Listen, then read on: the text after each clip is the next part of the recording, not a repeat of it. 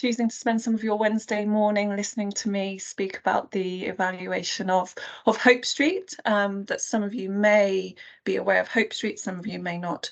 But as you can see on this title slide, I am part of a research team, and we call ourselves Dignify, which is a dynamic, gender-sensitive evaluation of a prison alternative, which I will unpack some more as we go through. I think first, just to say, give a bit of background, that this idea of an alternative to prison has there's huge political appetite for it. So there's cross-party consensus. It's within government policy that we would have facilities called women's residential centres. These are yet to emerge in England. There is a drive for them, but they're yet to materialise.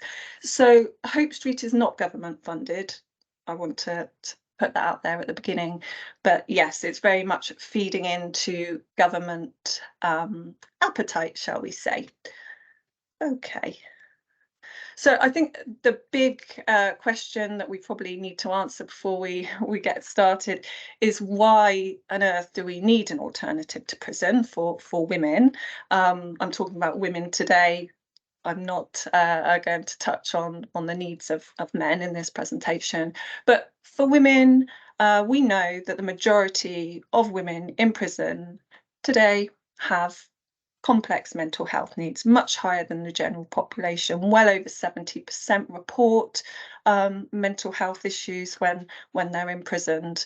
And we also know that a large proportion of the women in prison have complex histories of trauma and abuse, and that's both well over half of them experiencing childhood forms of abuse, and well over 60% experiencing adult relational forms of abuse, domestic violence.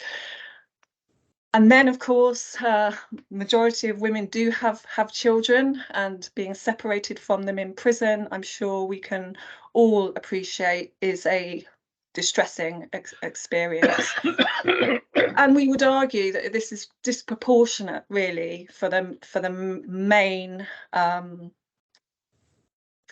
because most of the women in prison are there for what's termed low-level crime. So it's non-violent crime, petty theft, not paying for things, or shoplifting type of things. And these sentences tend to be short-term, but there's a big fallout from these short-term sentences. Of course, you're removed from your family, but other things, you lose your job, which most employers will not hold your job for you if you're sent to prison. Likewise, if you have social housing, your landlord's unlikely to save your space because of the pressures on social housing.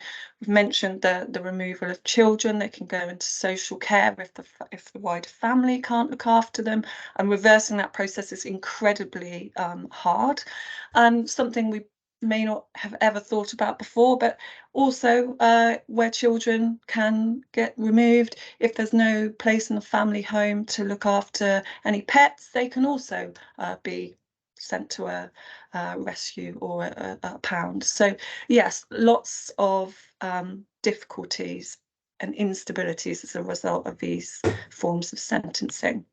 So hopefully that's the case of why an alternative would be ideal. And just to bring us up to speed on the numbers and things of women in prison, as of last Friday, when the official stats are collected weekly, we have 3,500 women in prison in England and Wales, and that is 4% of the general population. A fifth of those are on remand, meaning that they've not been sentenced for a crime, they're awaiting trial, and of course many of those, they're waiting in prison to be tried, but many of those will then be released at the end of it. 14.5 months is the average sentence length. We can, there's a big scope, of course, around that range, but typically women at 63%, we have the official data from 2021, the most recent, is that 63% of women are given short-term sentences of less than 12 months. So if you think of that fallout of what happens as a result of getting sent to prison, yes, that's a large number. We touched on the children. Astonishingly, official statistics are not collected for the number of children who have a parent sent to prison. We're focusing on mothers today, but that also applies to their dads too. And if we don't know how many there are, they're invisible ultimately. Okay, that infographic is just MOJ data summarising the stats I've said on the left. We'll share the slides afterwards, I'm assuming. Okay, so in comes Hope Street in the face of that context. And as I said, it's not MOJ funded, although the MOJ are trying to get things off of the ground. This is designed and funded by a charity called One Small Thing. Some of you may be familiar with them or may encountered their founder, Lady Edwina Grosvenor, who is Hampshire based. Big ambitious vision that has materialised into this facility that's opened on the Avenue in Southampton. And the vision it's to redesign the criminal justice system for better outcomes for women and their children. So no small feat there.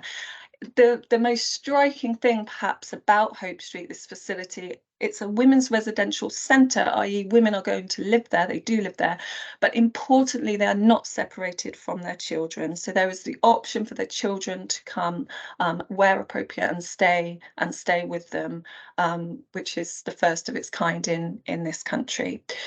The design and delivery is trauma informed, which I'm sure we can unpack some more, ultimately responding to the women's circumstances and the histories that I mentioned earlier. And we can see the three key aims of Hope Street on the right there. They're wanting to reduce the number of women going to prison, as do the government, despite the contradiction of increasing prison places going on. Hope Street also wants to prevent maternal separation and intergenerational trauma. That's the concept that there is a ripple effect of negative consequences of a parent going into prison that will then trickle down across the generations, and ultimately to enable the women and their children to live more fulfilled lives free from the impacts of crime. Everyone's wanting to know, of course, well, what are the nuts and bolts of Hope Street? What does it look like? What does it do? When I describe the accommodation for the women, because there's it's in two parts really. There's a private accommodation part for the women. These are self-contained flats in the sense of like student accommodations, how I refer to it. So you have private bedrooms, but then we have communal shared kitchen and bathroom. As I've said, all of that is private, cut off from the public. In the main building that's also on the same site is where lots of the therapeutic work goes on, but the wraparound services extended to the women who come to Hope Street, it's not only about the therapeutic work to tackle those root causes, it's also about building life skills, be that cooking, budgeting, dealing with accommodation tenancy, all of these things to help them transition into independent living and thrive. So you can see there on the slide, the trajectory is that women come into Hope Street, into the hub they call the main site, into there for 3 months, and then they transition into supported accommodation. Again, this is run by One Small Thing in terms of they've leased residential properties around Southampton, all of Hampshire and the Isle of Wight. Women who then transition into these supported housing will then be able to tap back into Hope Street whenever they like, which is quite wonderful, and then ultimately into independent housing, and they will have the support of these services of Hope Street for lifelong, which is incredibly progressive. What this looks like for an individual woman is different because it is all very bespoke based upon her needs and assessments around that when they come through. And the bit that I'm particularly excited about is that there will be I'm excited about it all, but the public facing cafe at the bottom there, you can get a sense of what it looks like in that picture in the centre. This is with the aim of, first of all, providing employment opportunities for the women who are living there. So some of them have already had barista training, so full-on qualified baristas will be running it, who also happen to be the residents. But of course, that provides a community asset. That's the hope. That this cafe will be used by the local community. So I need to plug that as part of this presentation. The evaluation. Okay, so I am, as I've said, part of a 9-person strong research team. Many of us are based at the University of Southampton, so we have academic expertise. We're based in the public health team. But the most exciting thing is that we also have what we call expertise by experience. You might have heard the term lived experience. Ultimately, all that means is it's people who have had first-hand direct experience of the criminal justice system feeding into the evaluation, because it makes research and policy stronger if you are involving people who have first-hand direct experience of things in the design and delivery of different initiatives. So we have that going on. I'm pleased to say that I'm a hybrid. Actually, I'm an academic, but I also have experience of maternal imprisonment, so a foot in both camps, and we also have lots of people with lived experience feeding into the different strands, which I'm going to come on to, you'll see, throughout. So we're really, digging into that expertise. What are we doing, you may ask? It's a big evaluation, which is quite a luxury in the evaluation world. It's five years. In that time, we are measuring the impact. So it's all about impact on the women and the children living at Hope Street. How are we measuring the impact? We're looking at women's health and well-being first of all, and we're tracking that over time. Again, that's quite a luxury in terms of resources. So and wonderful in terms of what we can discover to see how things change over time for the women. Really exciting is that, as well as tracking those changes, if we're wanting to feed into policy, which we would, to inform the MOJ and their thinking around women's residential centres and women in prison, then we need a comparison group to be able to say, here's what's happened at Hope Street, and it is, we don't know what the findings are yet, so we can't say, but here's what's happening at Hope Street, and here's what's happening in prison, and here are the differences. So we need both of those groups, and I'm pleased to say that we do have a comparison group funded, and that will be women from Dorset with a similar profile to Hampshire women. Obviously, because women from Dorset don't have the option to be sent to Hope Street. It's only available to women from Hampshire. Okay, so we're also looking at things like flows through the criminal justice system, how Hope Street has changed that profile nationally. And also we are really interested in getting a richer understanding, so not only number crunching, but richer understanding through in-depth interviews with the women and their children. And more, we are also training up the women, some of the women who live at Hope Street, to become what we refer to as peer researchers. That word peer is the key one, meaning that there's value to a woman who has a similar experience interviewing another woman in terms of what findings that can generate. People feel more relaxed, I think, is the bottom line, and obviously that upskills the women and gives them something extra on their CV. We're also interested in how the staff are impacted by working at Hope Street. Remember at the beginning I said it's a trauma-informed approach. Well, that doesn't only apply to the women who live there, it also applies to the people who work there. So we're investigating that. Of course, it's really important to gauge how the local community respond to Hope Street, because it is part of the community. It isn't a separate entity. We're also thinking a bit high level at the national policy making side of things, engaging with policymakers to understand how they make sense of Hope Street in terms of national policy on criminal justice and women. And another big question that's interesting, lots of individuals as well as policymakers, is the cost, of course. So we have an economic assessment happening there to see how much it costs for a place at Hope Street versus how much it costs for a place in prison.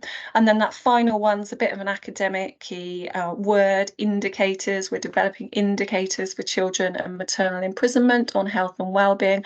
All that really means is, because there is such an absence of understanding of what happens to children when their mothers are imprisoned, we are seeking to fill some of that void by developing some measures to understand those things. And those measures we would then hope will be used by practitioners going forward.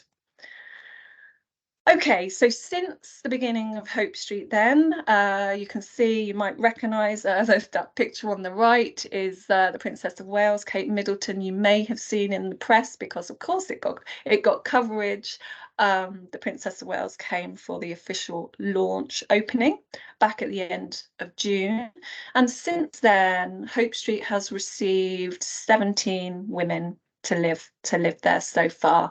And of these 17 women, 5 have come as an alternative to custody.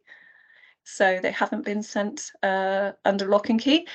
And 12 have come on the release from prison. So those not familiar with the criminal justice system, for most sentences in this country, the halfway point prison sentences, a person gets released, but they are then on license under our probation service. So they are in the community, but they are still, under a prison license.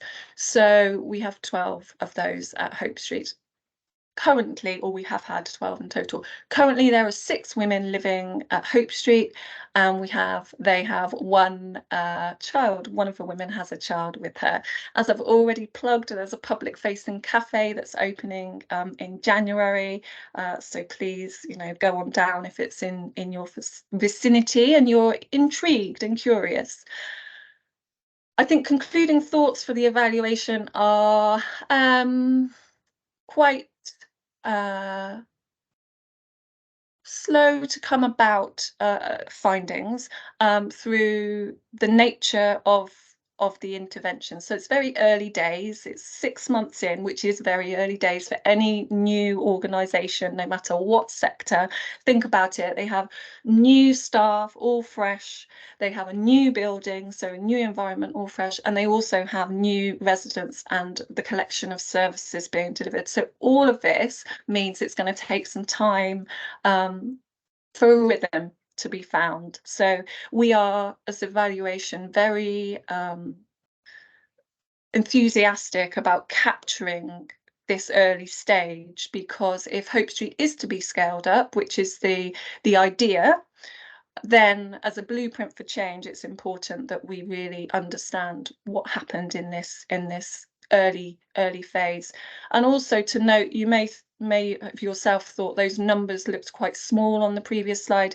Yes, the slower than anticipated referral through to Hope Street, that's definitely been the case, which for us as evaluation also means a much slower start in terms of us mapping the health and well-being and other things like criminal justice contact for the women. Okay, so that is the presentation concluded. I look forward to your questions, and I'm sure I went over